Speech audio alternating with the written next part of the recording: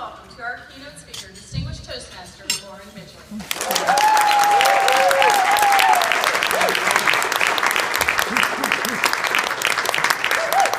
Good evening, fellow Toastmasters, distinguished dignitaries, and honored guests. Thank you, Marie. It is exciting to be up here because it's one of those evenings that you dream about in your mind. And I'm hoping tonight that I can share with you a little bit part of the longer title, which is Having the Courage to Succeed, which is going from being a non-speaker to a professional speaker, and a little bit about that journey. When Kathy Brewer approached me 9 months ago, she said, "Lauren, I want you to tell your story. I want you to tell your story." And I said, "You know, Kathy, I'm not real comfortable getting up there and just talking about myself." She says, "But you gotta do it, you gotta do it." And so tonight, Kathy, I hope that I do you exactly what you want. So I'm gonna start out with our journey. On a journey that I'm gonna take you on, we're gonna find some villains along the way. We're gonna find some heroes along the way. We're gonna learn about some universal truths, and we're gonna learn about some key lessons learned. And I hope that as I illuminate some courage to succeed moments that I have encountered, it'll cause you to think about your courage to succeed moments in your life and what can it be for you. The scene opens. The year 2010. The month, February. The location, Worthington Hotel, Fort Worth, Texas. The purpose, it was our annual kickoff meeting of a company of which I was an employee. The audience was about 250 people of our clients, my colleagues, and direct reports. Me, I'm standing backstage in a darkened room. I'm speaker number 3, and I'm ready to go on. I'm pumped up. I've got adrenaline rushing. I've got anxiety. But I know that I'm ready for this, and I'm good to go. So I'm kind of back there pacing, and I'm thinking, okay, PowerPoint, check. Cute shoes, check. Moxie Mojo, check. Ready to go. What am I hearing? I'm hearing the CEO of our company, $1.4 billion company. He's talking about the overview of what our year was like in 2009. If anybody remembers, 2009 was a tough year in business. He finishes, and next up is the president, the gentleman that I report to. And he begins talking about the state of the union of the company. Well, I'm still pacing.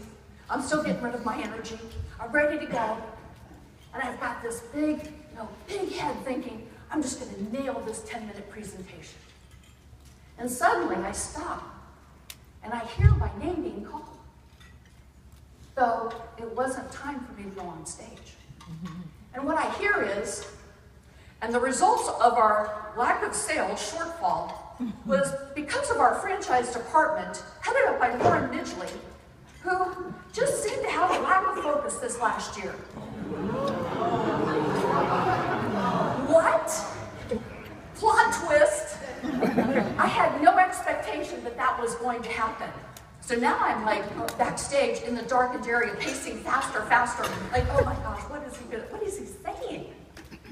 Well, as it turns out, he proceeds to provide my 2009 performance appraisal and shared it with the 250 people that essentially were in the audience. Maybe it wasn't quite that bad, but when I'm back there, I'm thinking, this is what's happening. So what do you do in a moment like this? How do you react to something like that? As you can imagine, I had gone from being excited, pumped up, and the wind was out of my sails totally. I was angry. I was humiliated. I was embarrassed. And I probably said a lot more words in my mind of what he said or what I thought he said. And I thought, how do I handle this situation? The next thing I know, I hear the notice or the announcement, and Lauren Midgley, it's time to come to the stage. And in that moment, ladies and gentlemen, it truly was a defining moment for me of how do I handle this? I thought, you know, I could cry. I could really cry right now. I could really cry. But that's not professional, number one. And I could not cry. And I should not cry. But more importantly, I would not cry because at that moment, I felt the determination and the courage welling up that I had delved deep inside to pull that out. And again, having gone from 5 minutes ago, ready to go, to just being a struggling speaker at that point. I went on stage, and I did my thing, I did my 10 minutes, and it was okay. Because I knew, key point, behind me were the 20-foot video monitors that if I had cried, I would shown up with mascara stains on my face. I wasn't going to let that happen either. So that was February 2010. Fast forward, it was a defining moment. Have you ever had one of those defining moments that you look back and you say, that really, I needed a lot of courage to get through that situation. And what happened in my head, I kept having a lot more of those thoughts as to what had happened. So part of it was, how was I going to react to that? And how was I going to move forward? Fast forward 3 months in May, I had made the decision that it was time for me to resign from the company that I had been with for 17 years. That was just a defining moment that was a trigger that allowed me to take that courage to action and the courage to succeed. July 2010. I started my own company, and the company's name is Courage to Succeed Consulting. That mantra really meant a lot to me because I believe we all have it within us to have the courage to succeed. We have to figure that out as to what that means. What's my courage? What are my fears that I need to overcome? But more importantly, what does success look like for me? So I pulled the trigger and made the change. So along about August of 2010, I decided that my month off in July and getting the business started, I needed to get back to doing something a little bit more productive. I wandered in to South Lake Toastmasters. Whereupon I found that my mantra was changed just a little bit. It was not encourage to succeed, it was encourage to succeed. So when I look at Toastmasters and I think about what happens in our dynamics, and we've seen that yesterday and today, everyone encouraging one another, it really became encourage to succeed. Now I want to know, is there anyone here in the room that has ever been able to say no to Diana, Patton, or Mary? Raise your hand, right? Oh, wow, all right.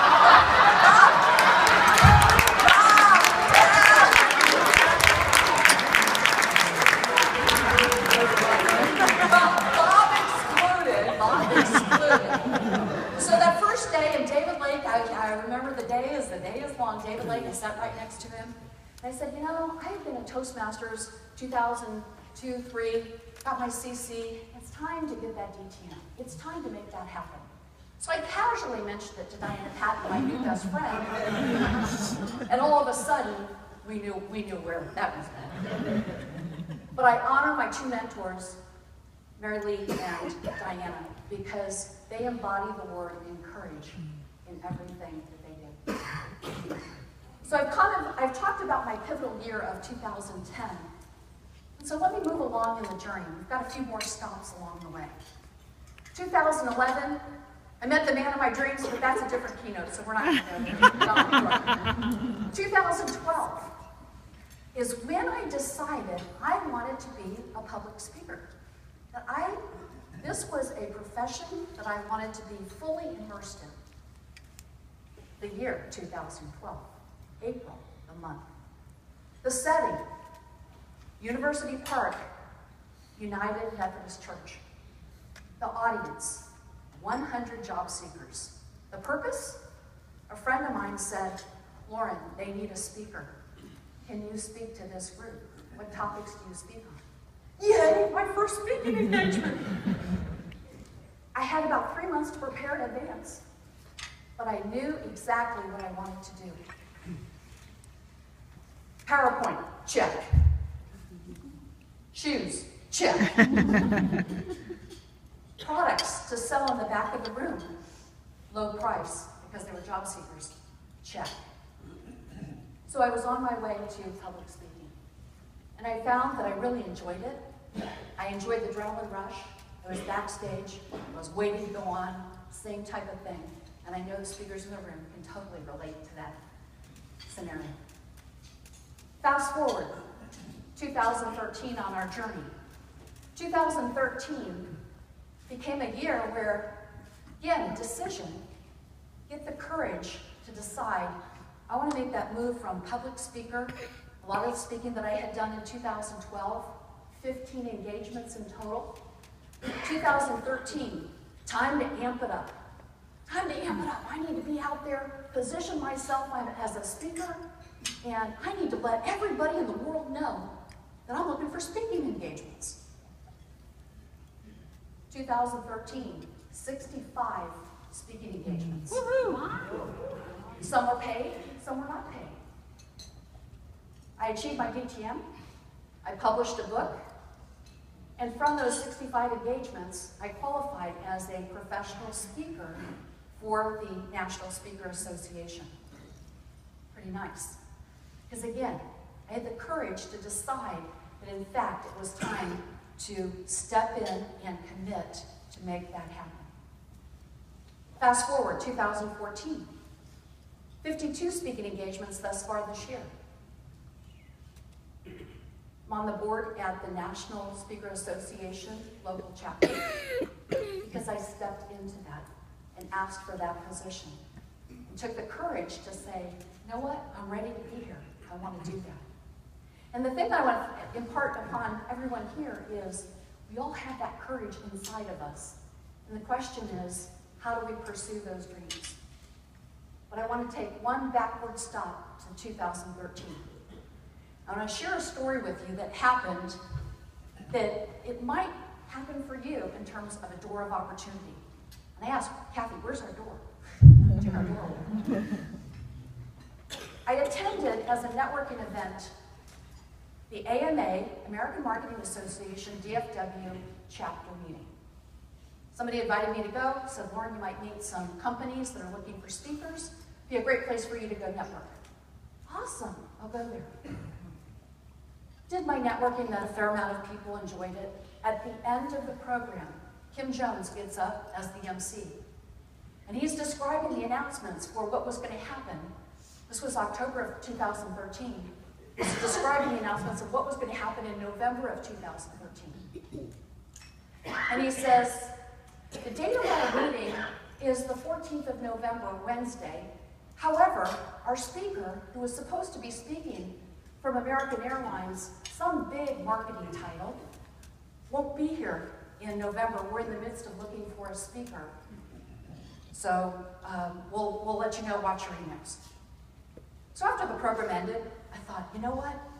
This is my door of opportunity. Let me reach down inside and think about that courage to succeed. My courage to succeed moment is right in front of me.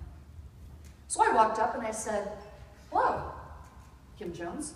I'm Lauren Midgley. Nice to meet you. I understand you're looking for a speaker next month. And he says, who are you? His who are you wasn't my name. His who are you was, what's your title and how big is it? And can we put you on the stage? So I knew immediately what he was saying. So I thought, well, here's my opportunity to be a little bit quirky. What the heck? So I said, well, honestly, I'm a nobody. And I know you're looking for a somebody. But you have a need. And I love to speak. I'd love to be in front of your group. Why not? So he said, well, normally our marketing people are looking for somebody looking. You know, the person that had been there in October was the chief marketing officer of DART. And obviously, all the speakers prior to me had big titles. In my corporate life, I had the big title, but I had given it up. So I said, Jonathan, well, I'll just stay in touch with you and follow up. That date in my calendar is available. So he says, all right. So in November, a couple weeks before the event, I called him, did you find your speaker? And he said, I think so, but I'm not real sure. Kim.